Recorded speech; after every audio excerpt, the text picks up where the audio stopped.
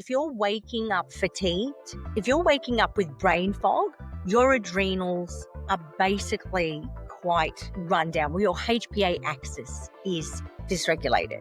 You know, if you have digestive issues, if you are suffering pain, aches and pains, or inflammation overall, that is a result of your HPA axis not being working well. Welcome, Sharon. Thank you, Krystal. Thank you very much for having me on. I'm excited because hormones is something that I'm passionate about sharing this topic because I am in perimenopause myself, and it has been a very unshared topic over the years. And it's now finally where women are getting some insight into what's happening within our bodies and our hormones. And I want to know the next steps so that menopause and postmenopause, I'm excited to speak with you today about. I'm excited to share all of it with you. It's amazing how many of us are in the perimenopause phase now. I know. I feel like everyone I speak to. Me Yes, too. it's in the tribe. Well, I mean, half of the world population are in menopause. I think over half, actually. So, you know, and for something that was so taboo and we haven't spoke often about, everyone is experiencing it. And I mean, you know, I was having this conversation with someone the other day saying, just how like my mum would try to speak to her sister about her perimenopause very quietly and subtly and name things. I mean, you know, even when I was living at home, we didn't call period. We called it Charlie. You know, we couldn't say the word period. Yeah, I know. I love that we can finally have a space for these discussions. So, yeah. Absolutely. Welcome to the Awaken Mumma podcast, a space where we explore powerful healing modalities, deep conversation, and holistic tools to support your journey to wellness, wholeness, and empowerment. If you're ready to heal, grow, and rise, you're in the right place. Don't forget to hit that like and subscribe button so you never miss an episode. Let's dive in. For our viewers who may not have heard of Sharon before, Sharon is a functional, if I can say the word, functional medicine practitioner, holistic health coach, women's herbalist, educator, and founder of Embrace Nutrition and Health. You are wearing all the hats. You blend science with soul to support women through perimenopause, fatigue, hormone imbalance, and trauma recovery, offering root cause healing, nervous system support, and a sacred space for women to heal themselves. Yeah. It's nice hearing all of that together. It's beautiful. Okay, so can you explain, let's start, how the gut impacts our mood, energy, and even hormone imbalance, especially, or balance, in that midlife stage? Yeah, absolutely. So the gut plays a huge role, Krystal, in regards to the menopausal transition, even the perimenopause transition. The gut houses a lot of hormones, and obviously we have a colony of good bacteria and bad bacteria in there. We call that the microbiome. And the microbiome is basically a class of microbes that are beneficial bacteria that help with hormones, as I said, that help with absorption of nutrients, that helps with our mood, our libido, that helps with our stress and anxiety, our resilience, a number of things, thyroid health. So when the landscape starts to change in menopause, the gut can be a big part of that transition. And if it's in a poorer sort of state of health and the environment of the gut isn't optimal, then there's going to be issues with menopause specifically. And I think this is something that women don't quite understand or know about, not because it's their fault, because it's probably not out there like it should be. So we're getting a false understanding of what we should be doing to improve symptoms of perimenopause and menopause without really looking at the gut as the second brain of the body. So it's a big part of that.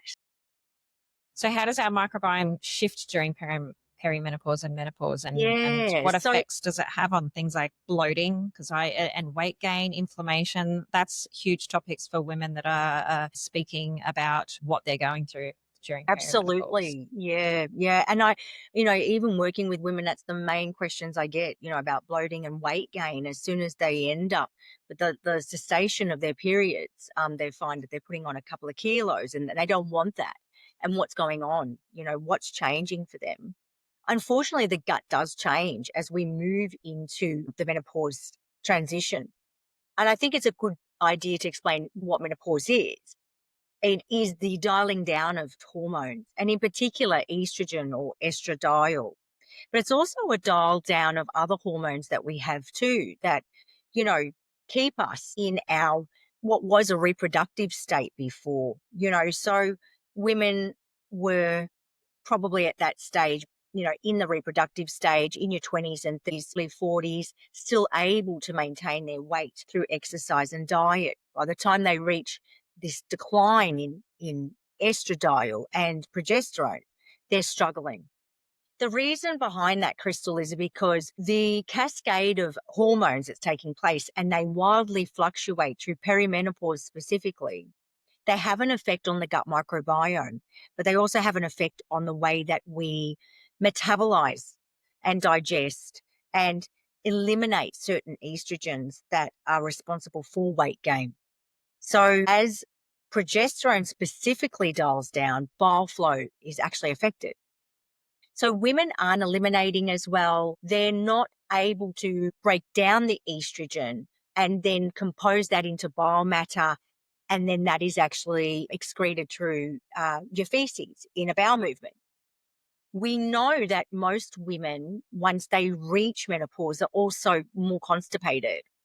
So they're quite bloated as a result of that because they're probably only going 1 to 3 times a week. And then with the added pressure of cravings and just fat deposition in general, which happens in the menopausal state, because the body realizes that, okay, we're losing these hormones. We need to save her in a different way.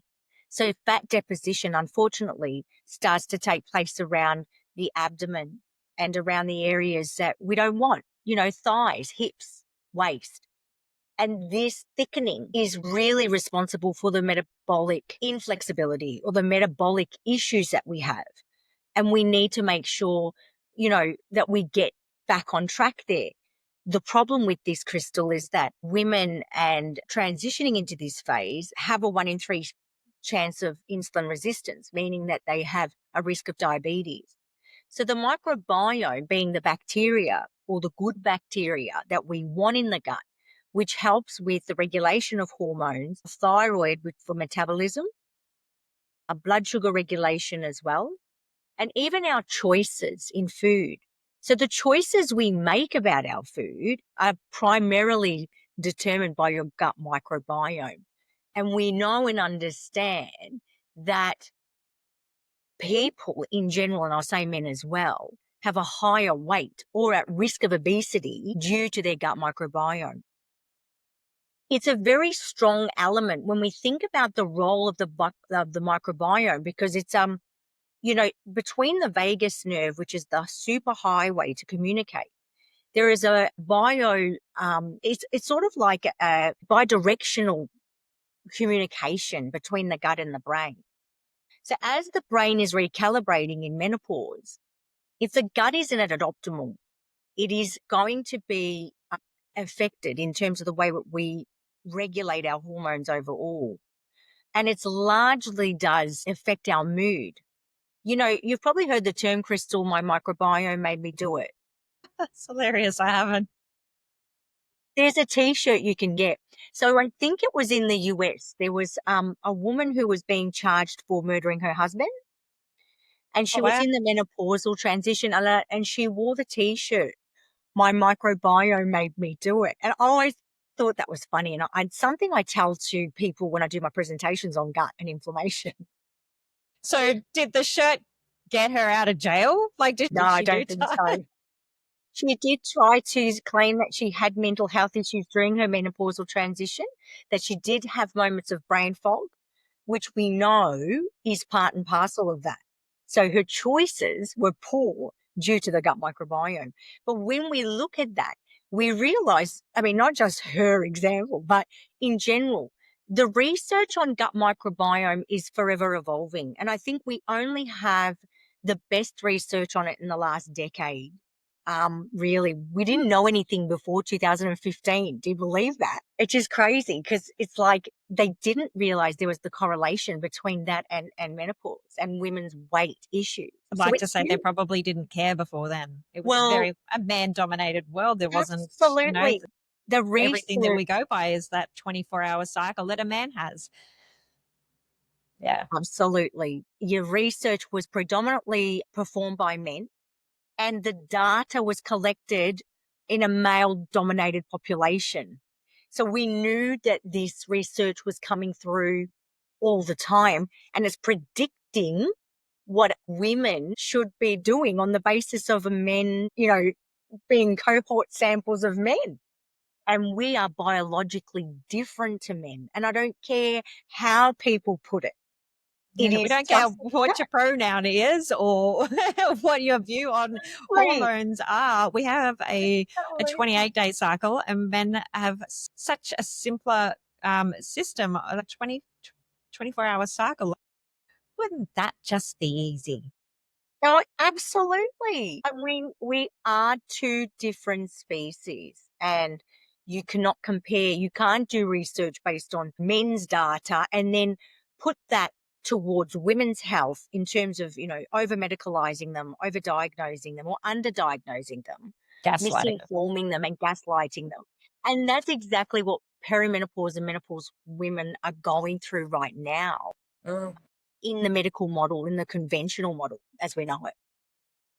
Absolutely. It's huge the amount of women that I see on social media saying that they just can't get the support that they need from their GP, and because the medical system isn't set up to support us through health. It's the big pharma system. It's pharmacology. So if you want a script, then absolutely that's what you're going to your GP about, but they don't they don't have that knowledge of the women's hormones and perimenopause and menopause and postmenopause and all of that. And so you really do need to go to someone who has studied in this field, who has supported people in this field like yourself, who know, what they're talking about. They're not going to gaslight you. Absolutely. It's so confusing for women. GPs can be great. I mean, they're in an industry where they're, especially in the where I'm in a growth corridor where we live, and I mean there is only so many GPs per thousands of their patients, but they've only done maybe one lecture in hormones and possibly menopause. So being the first port of call for women who are going there with symptoms, um, they're being told to take anti-anxiety medication, antidepressants, Ozempic and other GLP-1s, Nexium and other proton pump inhibitors, which in fact we know that these medications are not helping the gut microbiome, creating a barren desert. When we look at the microbiome is meant to be a flourishing, wonderful growth of bacterial species, colonies, and there are different colonies. You would think of the gut bacteria as just being plain gut bacteria. They have their own little colonies going on. There are different ones. They get actually eradicated every time you have antibiotics, for example. We can't ever replace those. So the selection of them are quite diverse, and it is extraordinary when we look at that. And that's why the research now is so upcoming. I think, menopausal research is huge, but the role of the gut microbiome and all of that is even greater right now, Krystal. I want to circle back to something that you mentioned, constipation. Yeah. I want to give a tip for women because last year when I finished my breastfeeding journey and I started detoxing and I started coffee enemas. Now I know how good that is for flushing out toxins and glutathione that it produces. It's 700 times more. It's Happy Bum Co. If you look them up, they have a bunch of different ones, not just coffee ones, but there's, I believe, ones for hormones. And you can do water enemas, and it's such a great way to just flush things out and I suppose get things moving again, because I'm in the little Facebook community and I know that that's something that women talked about, is having problems going to the bathroom and that with them. So I just wanted to mention that, because the more tools that we can have in our little tool belt, then the easier it is going to be able to support ourselves through this transition into menopause or postmenopause. Absolutely. We're a constipated country, and women that do reach menopause do find that that is an issue. When they come to see me, they're going as little as 3 times a week. And often on the Bristol stool chart, it's like a number 2, which they're really, really struggling to actually go. And that is the issue. With the role of the microbiome, we've got to make sure we feed it properly. I mean, we can do all the things like supplements and protein, collagen powders, and all the things which are great and can help as a supplementary, complementary thing. But, for me, food as medicine is first, having the functional nutrition background as well. I know that fiber plays an important role. That is a very important part of the menopausal journey, because, what women tend to do is once they reach menopause, they still cut calories, or they may decide to go on the keto diet, or the paleo diet, and look at ways of cutting out quality carbohydrates. And we know we need these short chain fatty acids, because the butyrate that it makes is going to help you with your mood. It's going to help you with your weight. It's going to help you with the dense fiber that you need to form a better stool. And look, your heart even relies on it. If we're not having a good bowel movement, it's not a great flag really for cardiovascular disease risk and stroke. So we know that that's an important part of it. Bowel cancer in Australia is the leading cause of cancer right now. I work for Diabetes Victoria as well as a holistic health coach and nurse for them. And we have quite a few clients that have come through and they have to do a fiber tick box. And a lot of them are low in fiber. The aim is 30 grams a day, and people are getting probably about 6 grams. In America, I think it's under that. I just did a podcast, an overseas one, and yeah, we were discussing that. I think we did sum it down to, it was like 3 grams and less. Yeah, it is such an undersourced nutrient. Like, it is something that we focus on in our health program, is protein and fiber. And so my little tip is how I help meet my fiber intake. And I just want to say that there is a confusion between quality fiber, and people be like, hey, eat some bread, because that's something that we were told, like, Yeah. when we were younger, you have bread for fiber, and like, no, don't. That's not the quality fiber that you need. That's more likely to probably do the opposite. Yeah, Eddie. But I have acacia fiber every day in my smoothie, and that is a really good source of fiber.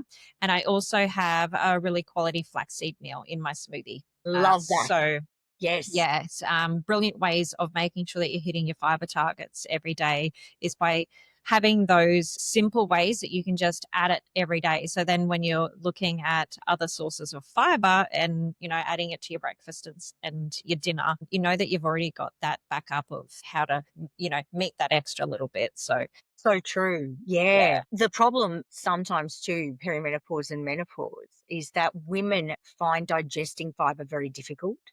And then they will have gas and alternating bouts of diarrhea, constipation, bloating. And this is the initial effect that fiber will do often. And it kind of can put them off. But if their gut is in a poor state and there's gut dysbiosis, then they need to heal the gut beforehand to be able to then help to reseed the gut colony and the large intestine as well. So that's a very important thing to also consider. But your flaxseed is perfect. And any way you can add an additional amount of fiber a day just to meet your quota is just a really good move, because there's only so many hours in the day. And then women are just saying, how am I going to get 30 grams of fiber in? Or how am I going to get this in every single meal? It's impossible. I don't have time to just cook and plan food, because they're working, they're running businesses, they're running their husband's business or partner's businesses. They've got kids and other things on. We're juggling, aren't we? yeah, So it's really hard to do all the things, and they find that a real effort. So those extras are great. Yeah, I have a smoothie every day for lunch. And if I'm going out for lunch, I just have my smoothie for breakfast. Like, it's such a simple way of making sure that I have my chia seeds in there. I have my collagen in there because, I'm not producing it like I used to, which has got that extra protein as well. And I have creatine, and that's such a good one for cognitive function too, which, as we know, is one of those things that's going to decline. So I can stick it all in a drink, and it's so good it's so yummy. And I have my cacao in there, which again, it's mood boosting, and it's the finest quality in the world. So I know that I'm having that quality supplements or quality nutrients in a yummy drink. And I am in my autumn phase of my cycle, which is the week before my bleed. So I'm like digging the chocolate right now. And I have 3 different protein powders that I use, all within the same company. But my Perform is my Fruit Fusion, and it's 25 grams of protein. But during my lead up to my bleed, or during my bleed, I'll have my complete protein, and that's chocolate, and that has 13 grams. And while it's less protein, I'm adding more of, I'm adding my collagen and my creatine. I know that I can still make that up easily with the food that I'm eating, and adding some hemp seeds in there, or whatever, if I know that I'm going to be under. It's delicious. And I also have a vanilla option. Mostly I will put that in things like oats and chia pudding and that sort of thing. Just having tools like that in your little tool belt to go, right, how can I make things easy? Because if it's not easy, it's not happening. We're falling off the wagon. We're beating ourselves up about it, and we're quitting. Like, if you can just have a simple system, set up, that you go, right, these are my things, chuck it in, right, and I'm good. Yeah. Just feel like it's easier to not create that burnout, which I'd like to speak into that. The adrenal glands. How do the adrenal glands and cortisol levels play into this sense of burnout? Let's go. Look, this area is huge. I get it constantly.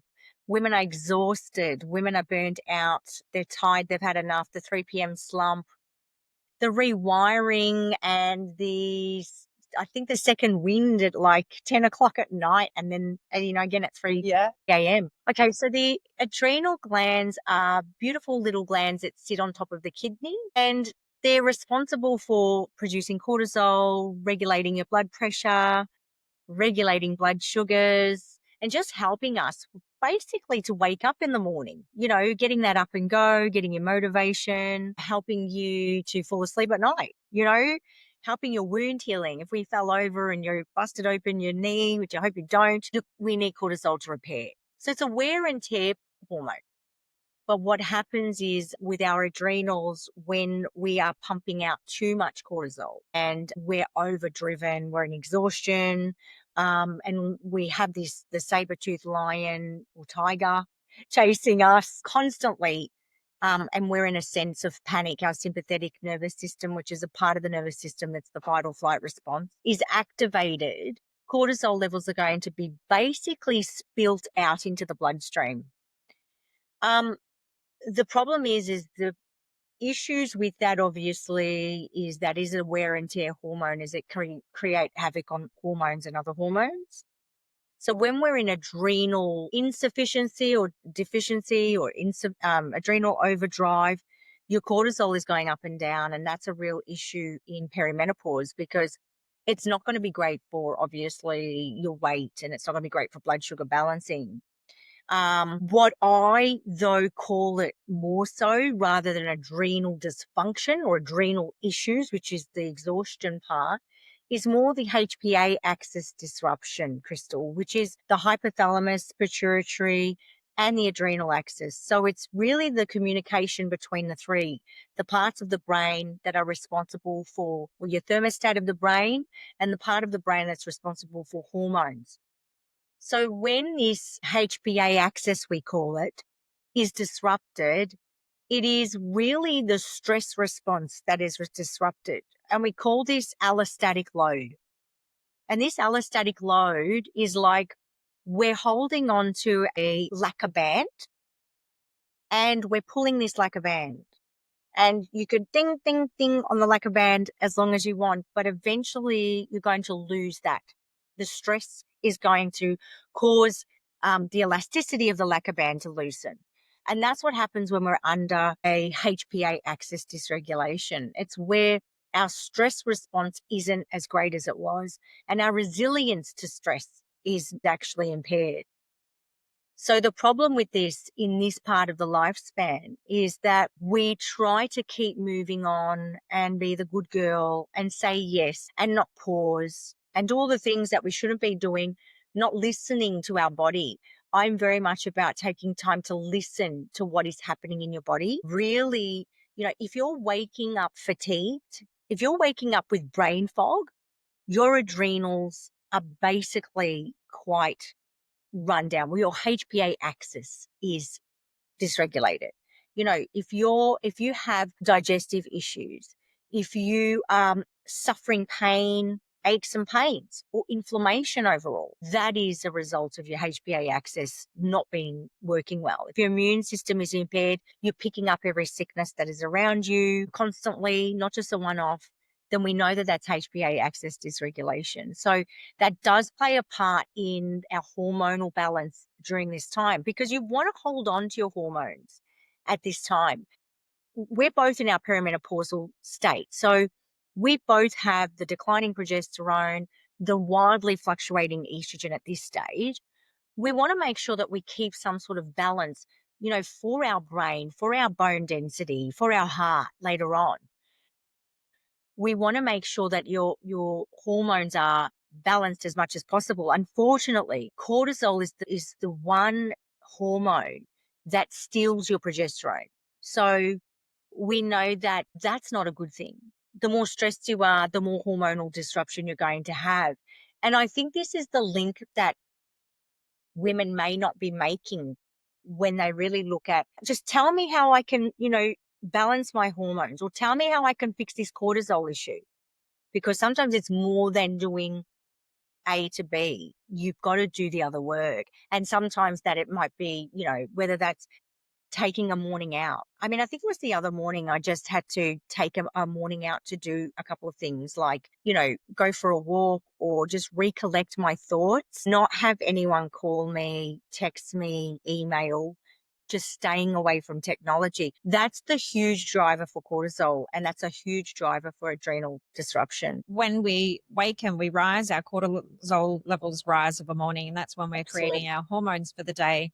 Yes. And as women, we really benefit from slow mornings. So for you women listening, if you have a busy lifestyle and you are get up, get the kids ready, like get husband's lunch or whatever it is for you, and you are just go, go, go and get out the door, and then you're on your way to work, and then there's the road rage and you're just like constantly in that sense of fight or flight. Yeah. Stop. If it's getting up earlier so that you can pause and have that moment to yourself, and that's what, whatever it takes to get that slow morning. I am really blessed that I have created a freedom life where I get to be home with my twins, and slow mornings are my non-negotiables. Actually, unless I am speaking to a guest who is on the other side of the world. Like yesterday morning, I did a recording at 8:30, which is early for me to do a recording because I don't normally do that. I like ground of a morning and practice gratitude, and it's really those things. So a masculine energy is doing all of the things. Even mothering is a masculine energy, unless you're nurturing and cuddling and having that beautiful bonding time, and you're doing and you're cleaning the house. So get out of your masculine, get into your feminine, and just be. Whether it's grounding, meditation, gratitude, those things that are going to just put you in a sense of I can just be, then your hormones are going to be, I was trying not to swear there, out of balance. You're going to be whack. Thank you. Because your hormones only respond to what you throw at them. Yes. They get told off all the time by when my bloody hormones, this and that. And it's like, it's your hormones do play a part, but it's what you throw at them. Yes. So So if you're honor gonna that. yourself, exactly. Don't trash yourself anymore, Yes. Yeah. take a moment to be slow. And the same goes at the end of the day.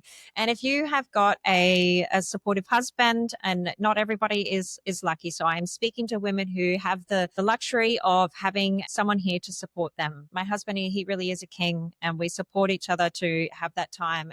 Because men have a 24-hour cycle, their testosterone is high of a morning. So they're able to take that load for you, because if maybe it's the driving the kids to school and being in all in that traffic that you're just like, no, not for me. I'm going to take this time and go for a walk out in nature, or actually I'm going to light a candle and do a meditation, whatever it is for you. And he can be the king, step up and take that, because his testosterone is firing. He's like, I've got this. Whereas at the end of the day, when he comes home from work or whatever your lifestyle is, then give him that grace to come home. Don't be in his face being like, I've had the kids all day and now here, like I'm done. Like give him a chance to unwind too. And so that you can both support each other where, you really do need that. Because yes, while you're going to feel drained at the end of the day if you've been with the kids all day, if you're taking proper time for yourself and starting your mornings right, then you're going to be able to best support him too.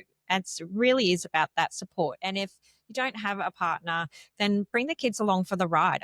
I'll take the kids outside, depending on if they want to go outside. I'll do my gratitude out here. They can be around. They know that I'm practicing my gratitude. And I think that's a really good role modeling to do with the kids. And I'll even speak to them sometimes about what are you grateful for? I'm grateful for this. And, they're 3. So we're not having really in-depth conversations about it. But it's setting that tone for what we do in our family, and health is a really high value. And so, I just wanted to give that tip for the dynamics in the household and how best we can support each other with the different hormone cycles that we have.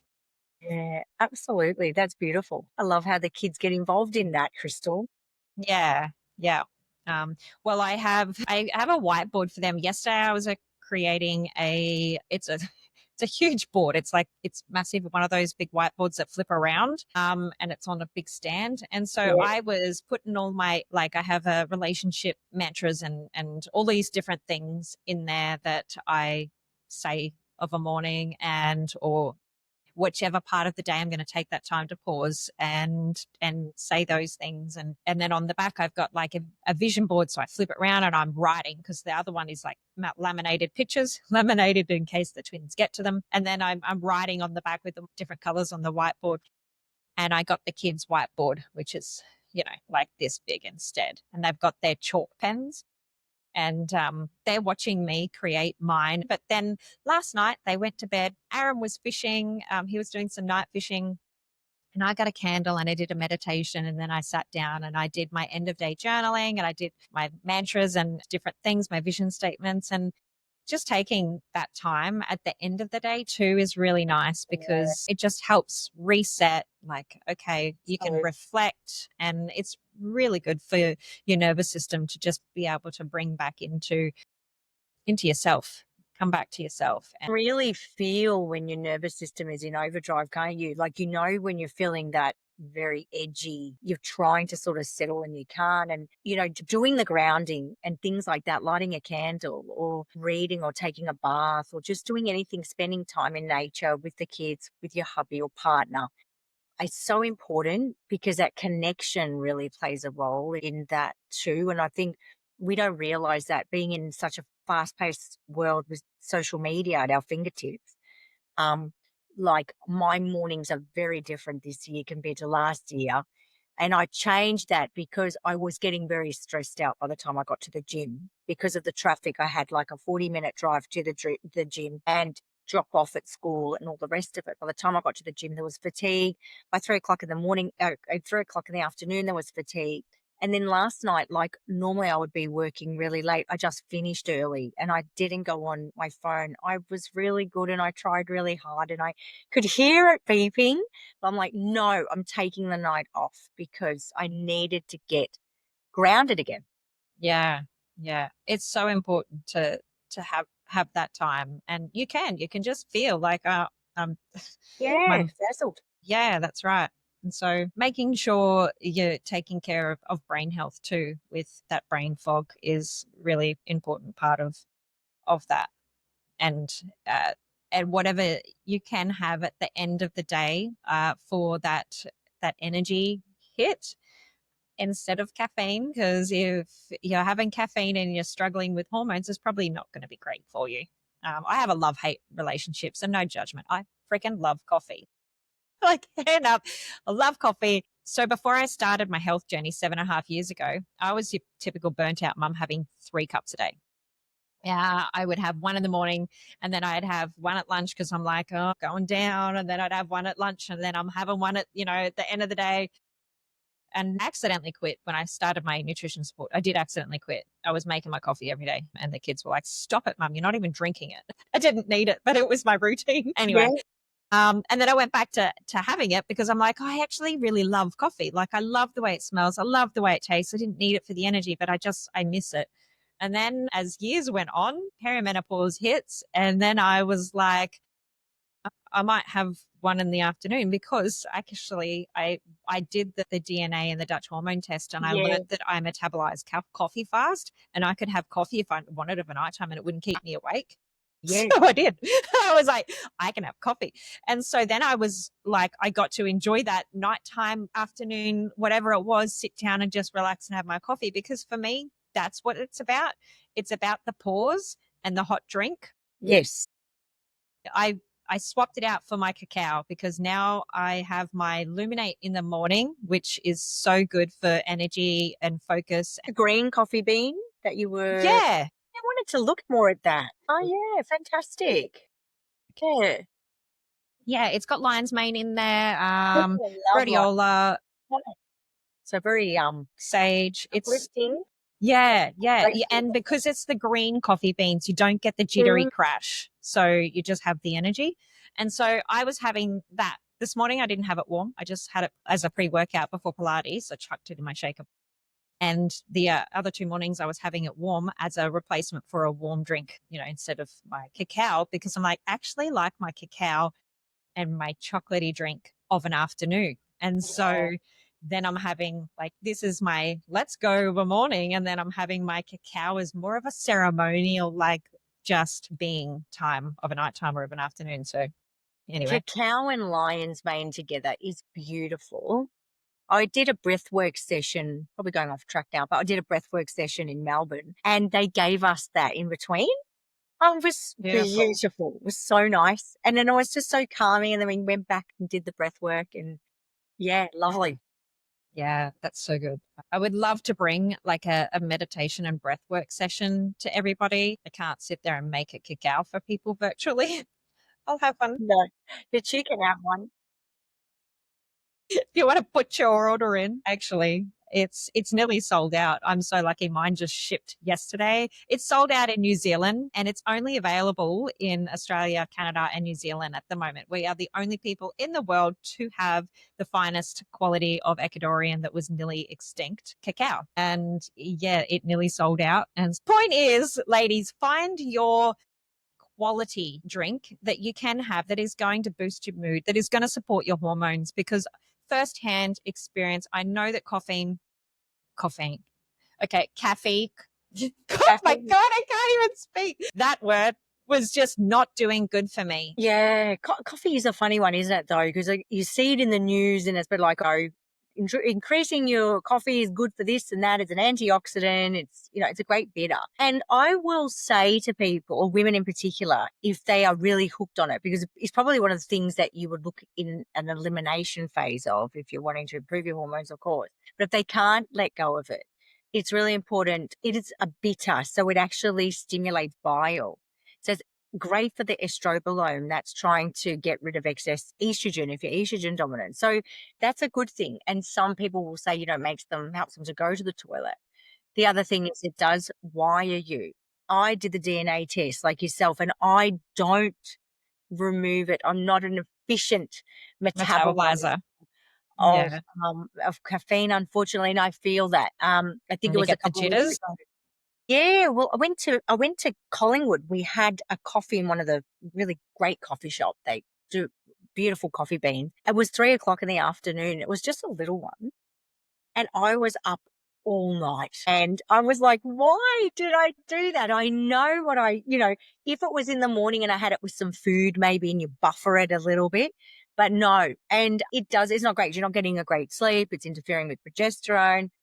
So we've got to be mindful, but, get good quality coffee if you're going to have Yeah, coffee. mold-free organic coffee, and try not to have it on an empty stomach too. Yes, so important. And another hot tip, before I was adding it to my cacao, my collagen, I was adding it to my coffee, and MCT oil. It's a good combination of They are. protein and fat, and so adding that to your coffee is better than just having your coffee. Oh, yeah, and MCT oil is so good for thyroid too. So, if you've got Hashimoto's and that as well, yeah, great combination. Yeah. Okay, so let's get back to, we were talking about adrenal dysfunction or whatever you called it. I'd love regulation. Yes. I'd love to talk about some of the early signs that women can often overlook, and how that we can begin to restore that vital energy naturally. Like, we did just go into some natural options for women who are reaching for that caffeine or whatever. I just know that if women have got something to look for that maybe they're experiencing and they haven't caught on yet what's happening, and they can catch on early. Can you unpack that for us? Yeah. So look, once again, waking up foggy, if you're waking up tired, if you're getting that 3 p.m. slump, and getting the fatigue throughout the day, that's a big one. So your energy levels is a huge indicator of whether the adrenals are working well or you're in HPA axis dysregulation. If you're overly inflamed, so you have the bloating issues, whether there's lots of pain as well, and you're experiencing aching joints and pain everywhere that's unexplained, that you've been to see the practitioner and they can't find anything. That's another one as well. Whether you have had your blood pathology done and you've come back with the HbA1c. So that's the glycosylation of blood sugars over 3 months, Krystal. And that's on your blood test, a better indicator rather than a random blood test, random pathology for blood sugars, just to say where you're at. So that's an indicator too that HPA is dysregulated, or cortisol levels could be quite high as a result of them, because they play together. Cortisol and blood sugars play together. That's the way they roll in the body. Just in regards to your sleep, if you're not sleeping well overall and you're having that wake up at 3 a.m. in the morning, is it a hormonal wake up? Is it a cortisol wake up? Because there's two different ones. A cortisol wake at 3 a.m. is basically, oh yeah, I can get up and start mopping the floor right now, or I can carry conversation I had at 2 o'clock in the afternoon like it was nothing. The hormonal one is more groggy, more, I want to go back to sleep, but I've woken up, that sort of thing. The ruminating thoughts overall, the stress. Stress and anxiety is a huge one as an indicator for your dysregulated HPA axis or cortisol issue. So if you feel like you're getting a bit snappy and you're sort The of dragon has come out. yes, yeah. And look, with PMS in perimenopause as well, that's a huge one. That shortness in temperament and not having, like, you'll hear women say, I don't have the patience I used to have, and they're feeling like they just can't cope. They're cutting appointments. They're cutting off social ties. They're doing all the things. The quality of life is starting to be impaired. That's a very early indicator of HPA dysregulation. So just being mindful of that. As the landscape of the brain changes through the neuroplasticity of the brain, the brain's recalibration during perimenopause, that's going to have an effect on HPA axis dysregulation too. Another one is if you do get you tested for, your thyroid, if you're not going to the toilet properly, obviously you're not having a good bowel movement, all early indicators. And I think your question was, what can we do about it to Restore it by restore? vitality. Yeah. So doing those things that you were talking about, Krystal, too, the grounding, the getting out in nature, making sure that you're taking time to pause, saying no. How often, good girl syndrome is one of the biggest reasons for HPA axis dysregulation. So the People more we say pleasing. yes, people pleasing, not pleasing ourselves, we're feeling like we have to say yes. We're feeling like we can't say no to the bake up at the school, or yes, I can attend this, and yes, I can do that for free, or that, other thing that you want me to do in 3 or 4 months' time. The commitment issues that women are having too is all And I part just of. want to say something there. The people pleasers that feel like they can't say no, no is an entire sentence. You don't need an excuse. You can just say, no, I can't make it. No. Like I won't be there. That's it. There's no excuse needed. You don't need to explain yourself. That's all. That's so true. And I'm so glad you said that, because we feel as women that we have to explain ourselves and justify why we're feeling the way we do. Yeah. You don't have to say I'm busy. I'm busy can literally just be I'm going to meditate. Actually, I don't want to be there. That's right. Exactly. I've just got my period. I'm just going to spend the night in. Thanks. Well, you don't even have to say you got your period. I just want a night in. But that can be your reason. Like you don't. Yeah. Definitely. Yeah. And we don't think of that, because we're thinking we need to please the other person or people, because we want to be highly regarded. We don't want them to talk about us. We don't want negative energy. But we're creating that negative energy on ourselves by not listening to our bodies.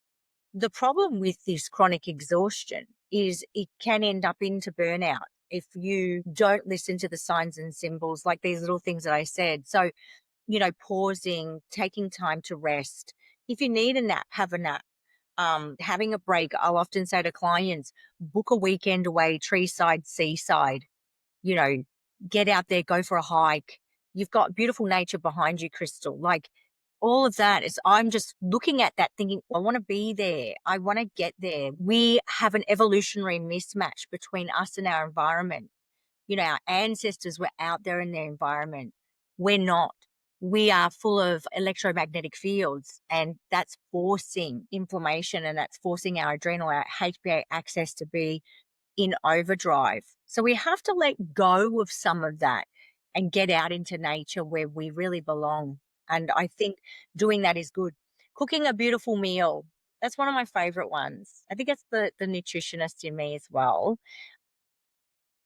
Just preparing something where you start to salivate, you look at the food, the appeal of the food, it starts to get the digestive juices flowing. Indigestion is a huge one in HPA axis dysregulation.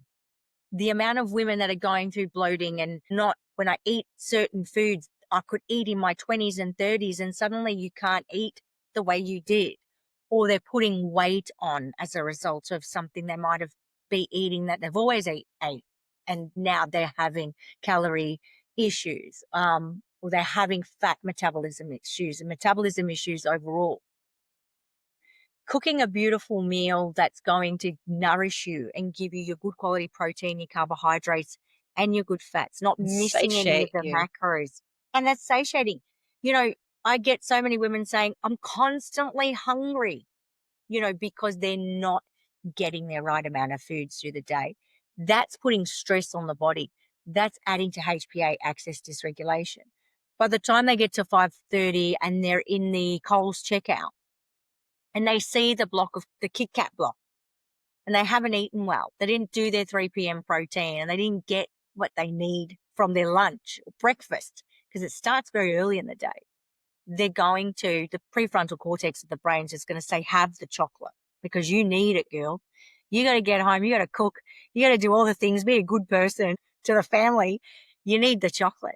You need the buffering. Speaking of chocolate, I just want to say to women who sabotage themselves at that time in their cycle where they're craving chocolate and go, oh, well, see, I always ruin it. Look, and then fall off the wagon and then just, continue to binge and eat like crap because they had chocolate. We crave chocolate during that time in our cycle because we need more calories and we need those carbs in our diet. Just lean into that. And it's your body intuitively telling you what it needs. I am leading up to my bleed. And so I am absolutely going to be making this yummy chocolate tart that I've been wanting to make from one of our programs using our cacao. I'm really looking forward to it. And it's just simple, like blend it up, put it in the fridge and set. It's not hard. I can do that, absolutely do that, to prepare for the fact that I'm going to want to eat like that. And so do those sorts of things. No, get in touch with what your body is telling you that it needs and it craves, and make those healthier options. Be prepared for it, because otherwise you're going to eat the chocolate on the way home, and then you're going to go, you know what? I can't even be bothered cooking Macca's or whatever your flavor of crap is. Yeah. You're going to get that and not eat the food that you just bought at the shops and just like see. And it's another way of self-sabotage. And then you'll continue the next day. Well, I've already eaten like crap. And Viral. yeah, quite often women who have not been able to eat without deprivation, because we shouldn't be depriving ourselves. We should have foods that nourish our bodies. We should have those quality options, like I said, like I'm going to be making. And if we don't do these things, and we're doing all these different yo-yo diets throughout our lives, and come perimenopause and you have weight gain that you're like, I just can't shake it. You've caused insulin resistance instead of insulin sensitivity because of the way that you have treated your metabolism or treated your body before with all of the yo-yo dieting. And so you've just got a little bit more work to do to be able to Yes. reset. It's not broken. You can do the work. It's just that you have to work with the right people that know what you're going through and how to best support you. So true. I love that. We are not broken, because I think we are, and it's not fixable, but it is. And this is why I always say, not only with metabolic flexibility, but with looking at chronic disease across the broad spectrum, when you get to, if you're in your 40s, your health is predetermined from then on for every decade. It's a report card. You need to look after yourself in a certain way and make sure that you're doing the things. It doesn't have to be an exhaustive list of things, but just doing those small things every day that will have the biggest impact. Because women will turn around and say, later on in their lives when they come and see me, well, I don't know how I've got to this stage. And then I will say to them, years of abuse of certain drugs, alcohol, exposure to environmental toxins and pollutants, so Which not is everywhere. look, Not your fault, by the way. It's in the no, air. It's in the water. Like it's in everywhere. the soil that our fruit and veggies are grown in. That's The right. soil is depleted. Like you just need to be aware. So that's right. Awareness is the tool that you need to navigate this time and Yeah. say, okay, well, I was just talking to someone on another podcast the other day about, she was saying, well, organic. Do you think everyone should eat organic? Because is that the way through looking at menopausal symptoms? Is that going to reduce it? I said, it is. I mean, it's great if you can. It's just not accessible to everybody, though, because if you can only afford, if you can't afford an $18 punnet of strawberry, because your kids are going through 2 punnets a day, you've got to sort of look at what you can do. Also, we eat organic. We have fruit trees, vegetables, Yes. herbs, and they're seasonal. Plus, they take a while to really grow to be fruitful. You can't get quality, reliable organic fruits and vegetables at the shops. You have this small little section. So while we love organic, we can't always get it. And so we do have to eat other fruits and vegetables. But you've got to take proper precautions, like wash them. And baby steps. So make it sustainable, make it so that it's not hard. 7.5 years ago when I started with nutrition support. That was all I did. I took capsules of fruits, vegetables, berries, and omegas. They are kosher certified, so they're better than organic. They are absolutely what's on the label is that's it. And it's 30 different fruits, vegetables, and berries. I'm certainly not getting the amount in my diet every day if I wasn't taking them. It's easy. I'm bridging the gap. You eat a rainbow. You aim for quality food. You nourish your body because it feels good to put that food in. But bridging the gap gave me the energy to be able to cook the quality food. It gave me the energy to go to that toxic work environment that right back then I was going to, that 9 to 5 job. Like it's find something that makes it achievable for you and add steps in, because mine started with that one simple step. And, one of the tests that I did last year was the biological age test, which this nutrition support has reversed my biological age by a decade. They're bioavailable and they're healing on a cellular level. I know that it feels good in my body when I use it and I take it every day. Then it was like the water and because if you're drinking tap water, stop. So many things that you can just continue to add, but don't be overwhelming yourself with trying to do everything all at once, because that's so where true. burnout happens. That's where you're going to just throw it all in and fall off the Yeah. wagon. One step, add in another step, find what works for you and do it. Explaining my story just shares that it's absolutely achievable, because I was a burnt out zombie mum. To be honest, before I started, I had just been homeless with my family. My ex-husband I was in a toxic marriage for 26 years and he was suicidal, and I was given everything to everyone else and I had nothing left in the tank. I was so freaking done. And so adding this nutrition support in made it achievable to feel good in my body again. I could sleep because I wasn't sleeping good. I was sleeping better and I had energy within the first week. I have never felt that kind of energy before, and I've always thought I was healthy. And so just having these kinds of little things, finding whatever works for you so that you can, if you're not in perimenopause yet, once you get here, or even if your hormones are out of balance, whatever it is that you're experiencing, so that you can take those steps to be able to then reset whatever's going on inside. So true. Even fertility issues. I mean, we don't, earlier on, but, we know we need to nourish ourselves.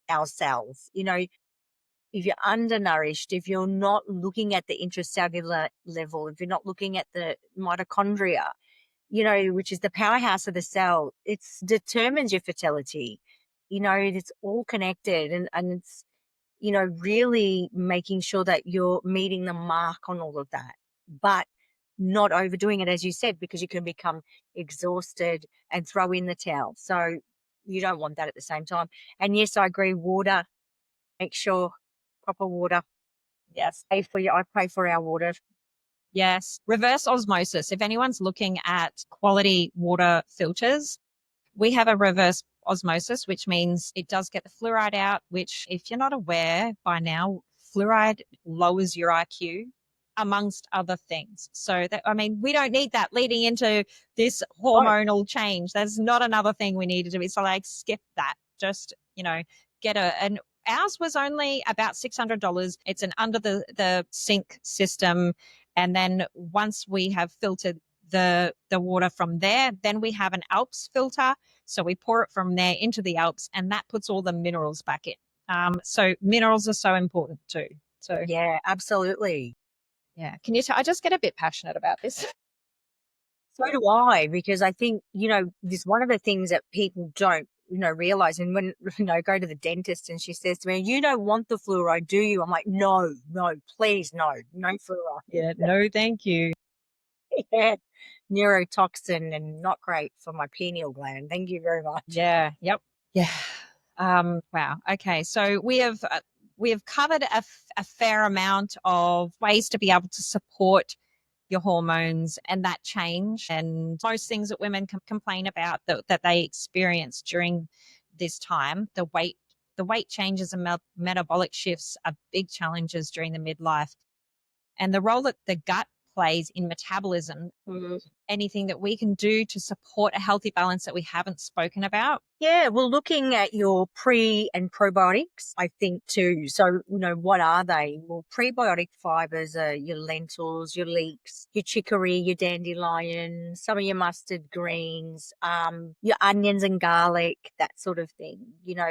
Adding banana, inulin, adding those prebiotic foods into your repertoire of eating, making sure that you're getting enough of those foods every single day, even if they're in just dribs and drabs. Your flaxseed is a very good one as well. So making sure your flax and chia seed, you're getting your omega-3s, your linoleic and olinic acids from those. They're really going to help with the microbiome. They're going to help pretty much with just restoring gut bacteria, helping with hormonal balance. It's great for hormonal balance, the flaxseed. if you can tolerate it.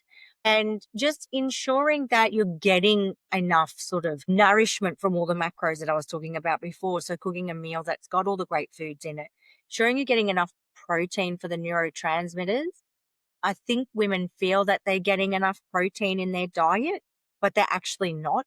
It's a bit Mm. like fiber. Yeah. I find that they're not meeting their requirements as well, and they're a little bit Yeah. confused about how to do that. There's only so many hours in the day. Once again, you're going to get me to eat so many different things, because when I do meal planning for them, they'll have a look at the food and think, wow, that's a lot of food. Like, I want to lose weight, you Mm. know, and now realizing that protein's a really important factor when we Mm. look at it is a building block for amino acids, but it also helps with the liver to do phase 3 detoxification. And it So we helps need it. satiate too. So when you're hungry, reaching for those protein and fats over carbs, because if you're looking at a certain amount of calories for a day because you want to stay in that deficit if you're trying to lose weight, having proteins and fats as your focus with your fiber, you easily meet your carbs.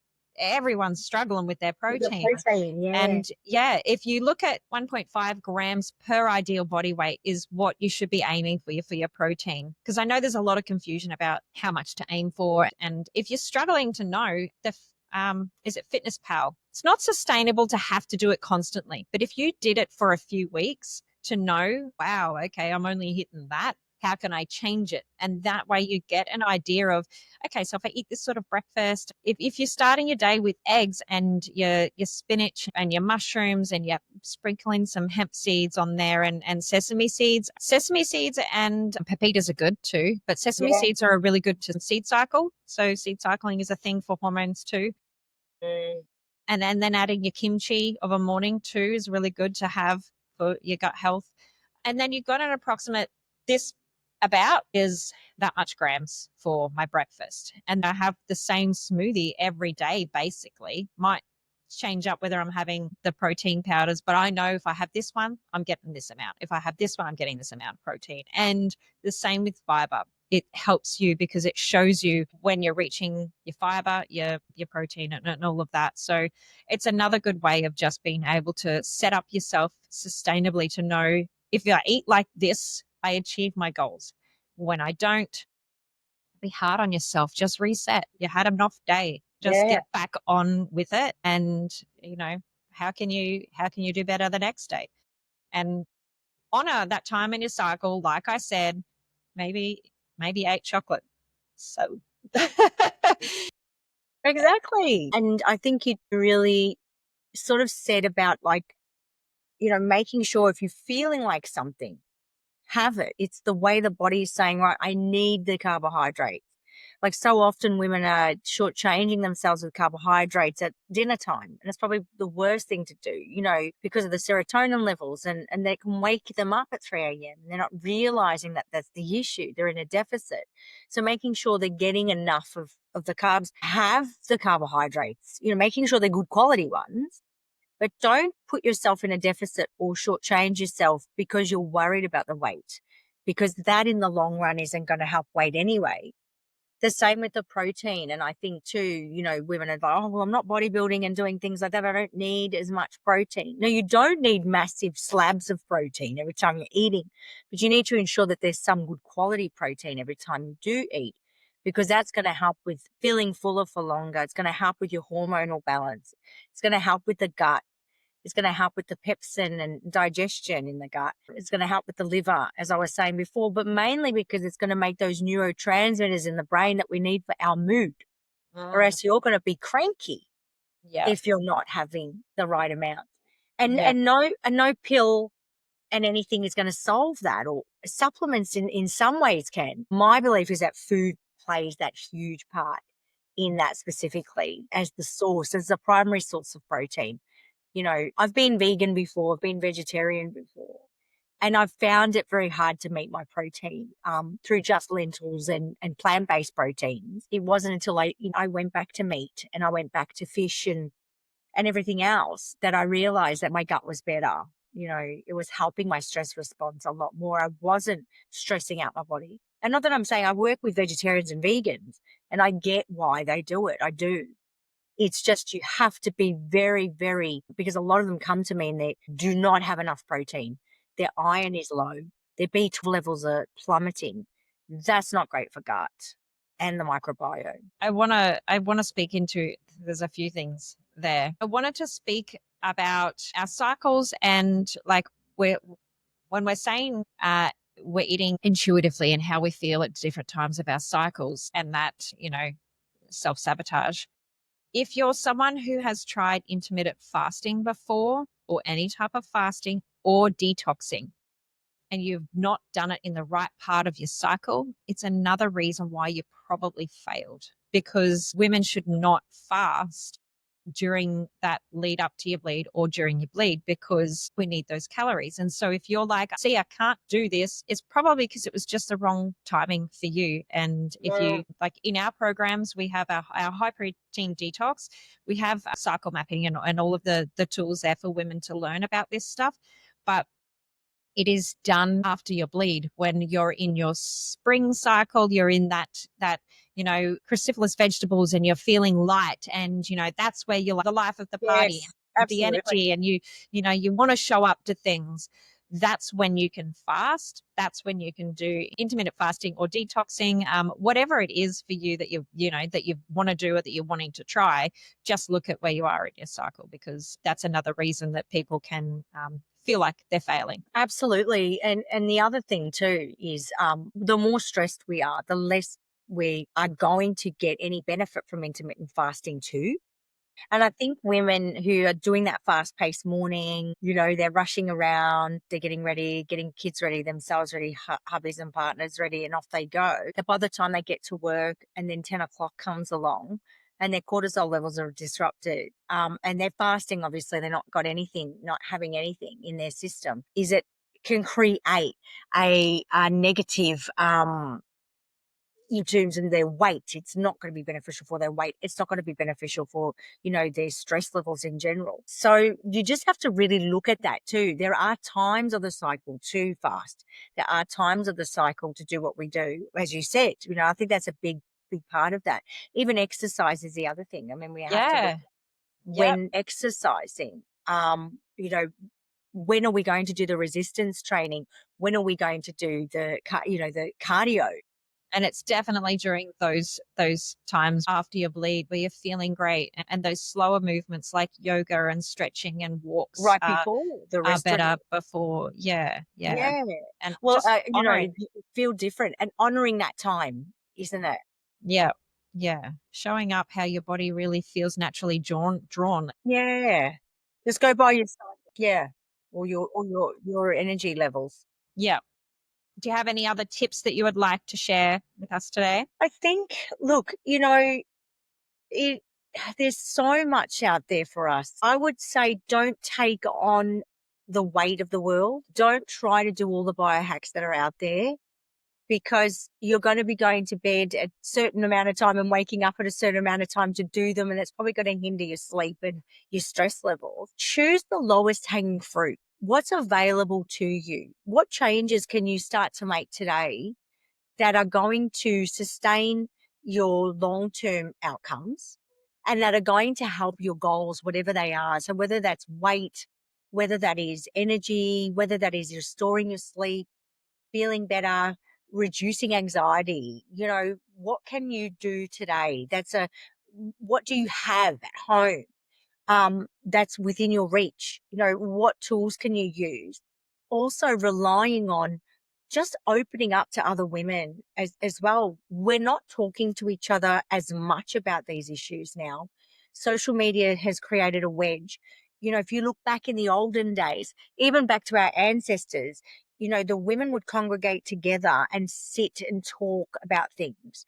The men would do the same. Whereas we're not doing that as much now. We're relying on information coming from different sources, and we're not actually out there just being open about how we're feeling and what we're going through as well. And, I think going to see a practitioner that knows you is the other thing, that is going to take the time to listen to you, because we're not actually, we're being gaslit. We aren't finding that we're getting the when we go for our practitioner consult, we're walking out with a list of probably medications and a list of other things that are not related to what we're going through, and we're becoming more confused. So just making sure that you're seeing someone that does take the time to look at your blood pathology, going in depth with that is so important.